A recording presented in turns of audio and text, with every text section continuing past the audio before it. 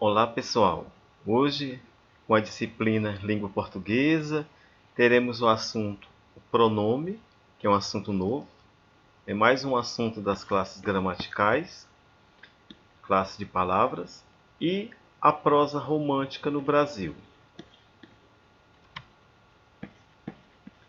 Vamos começar a entender o que é pronome.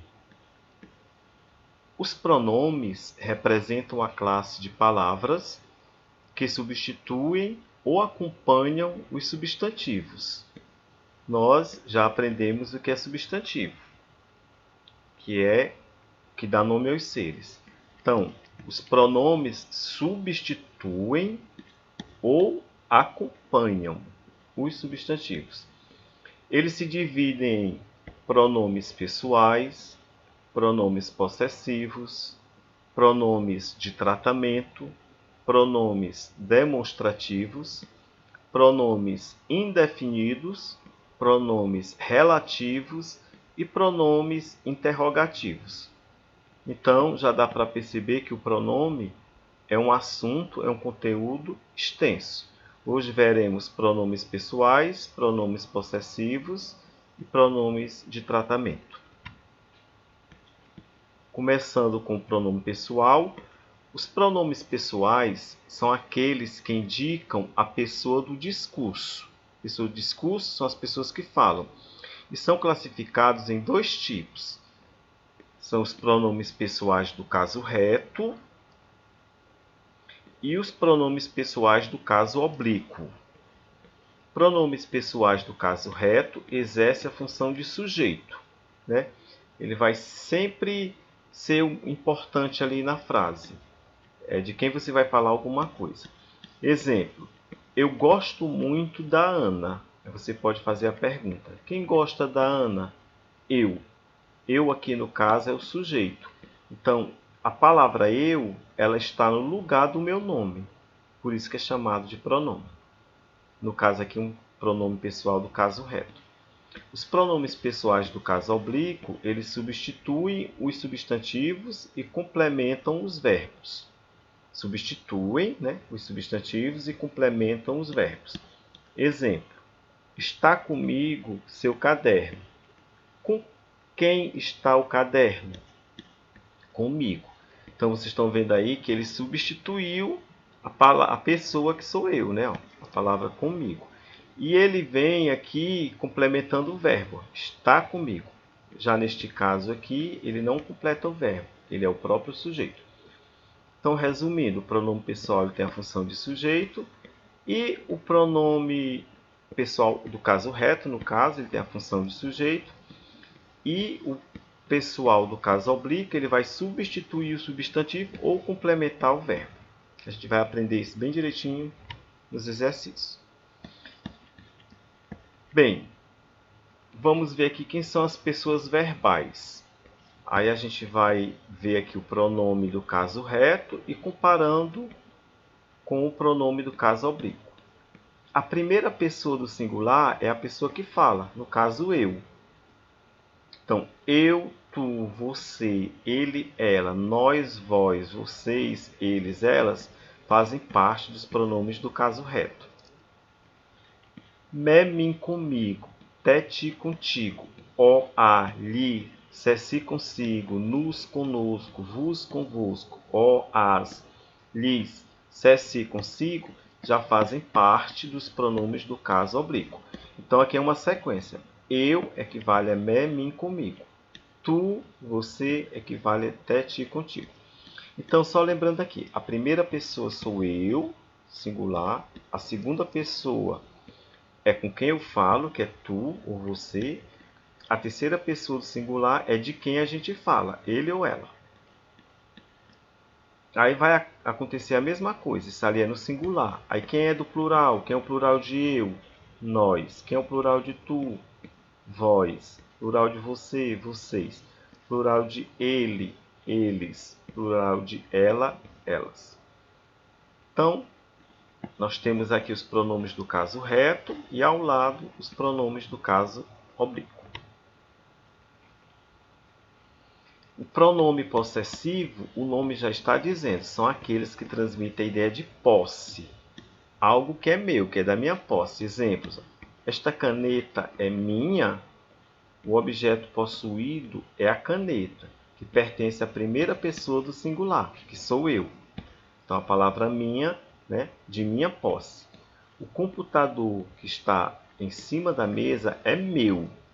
O objeto possuído é o computador, que pertence à primeira pessoa do singular, que sou eu. Meu pertence a eu.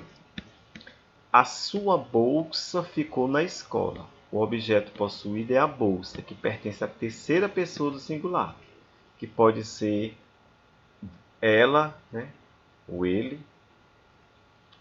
Nosso trabalho ficou muito bom. O objeto possuído é o trabalho, que pertence à primeira pessoa do plural. Aí assim por diante. Então, só para a gente entender, o pronome possessivo, ele indica posse, algo que é meu, teu, seu, nosso, e assim por diante.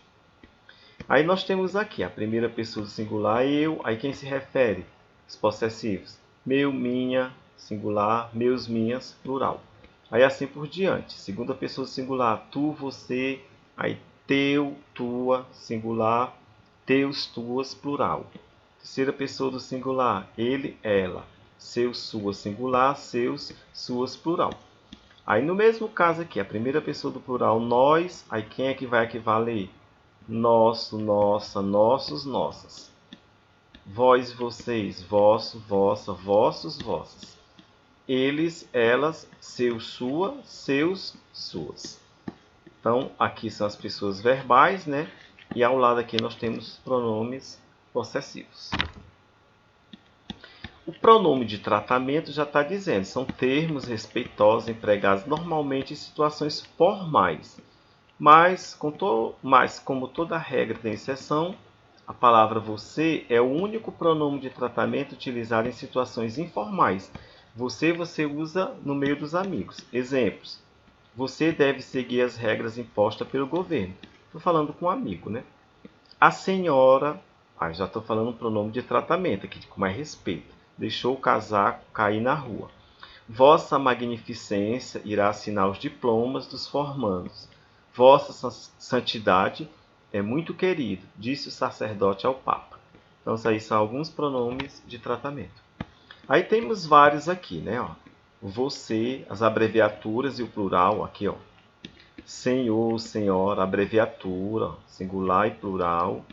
Vossa Excelência e Vossa Magnificência.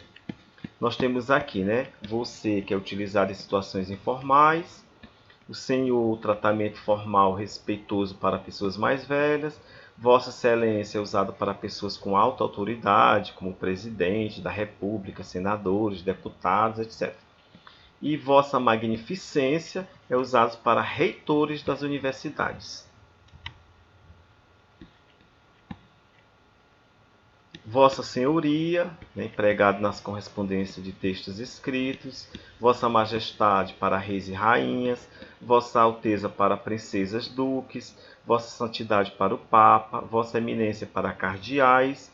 Vossa Reverendíssima para sacerdotes religiosos em geral.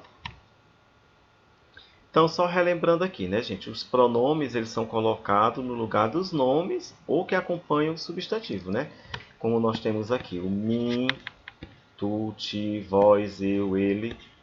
Esses são os pronomes. A gente estudou alguns, mas a gente vai ter outra aula com mais pronomes.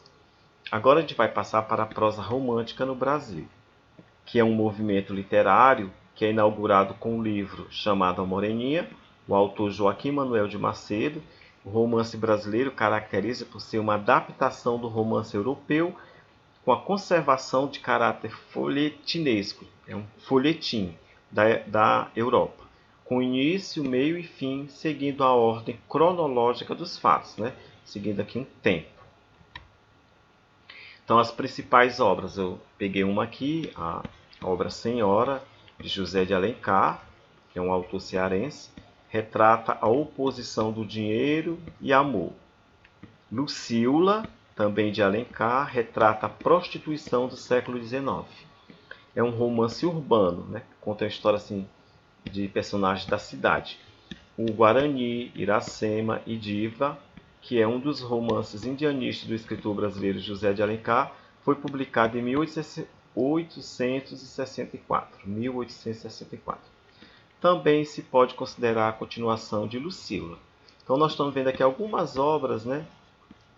As principais obras da prosa romântica. Quando a gente fala prosa, a gente está falando de textos que têm parágrafos. Característica da prosa romântica, né? Nacionalismo, vai ser muito voltado para as coisas do nosso país.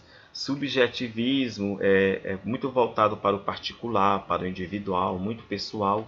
Ufanismo vai retratar assim, o orgulho exagerado pela pátria, pelo país, é o mesmo que patriotismo. Idealização da mulher, coloca a mulher muito idealizada. Tem a religiosidade, né? Religião vai voltar muito para a natureza. Comenta-se muito do amor platônico, que é aquela relação afetuosa que você idealiza um amor, mas você não é correspondido. O idealismo, o nome já está dizendo, né?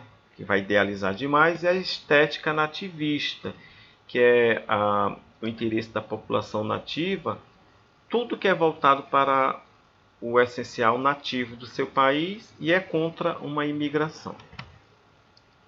Então, a prosa romântica no Brasil foi manifestada em romance indianista, romance urbano e romance nacionalista. As obras relatavam o comportamento social da época, exaltando as peculiaridades da cultura nacional, muito voltado para o nacionalismo.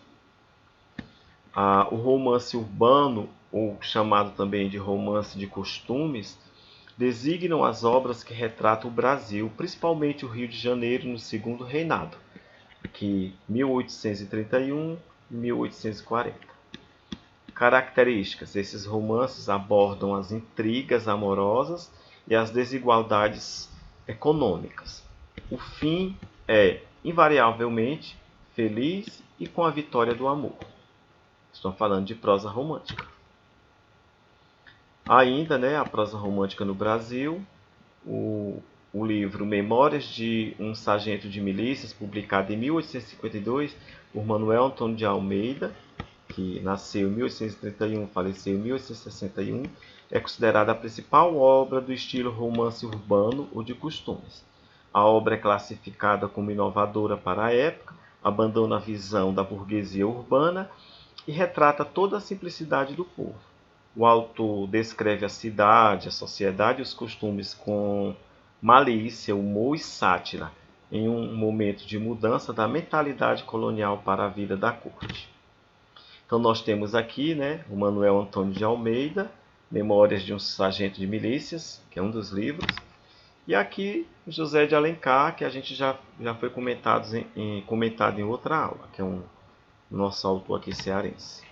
Então, finalizando, gente, vocês têm aí o livro didático, a parte de gramática sobre o pronome, vocês vão aí da página 136 a 139, e literatura da 125 a 130, que é falando da prosa no Brasil. Então, bons estudos, né? Vocês se aprofundem, façam uma leitura, revejam a aula várias vezes, tá certo? Para que vocês possam entender um pouquinho melhor. Então, até a próxima.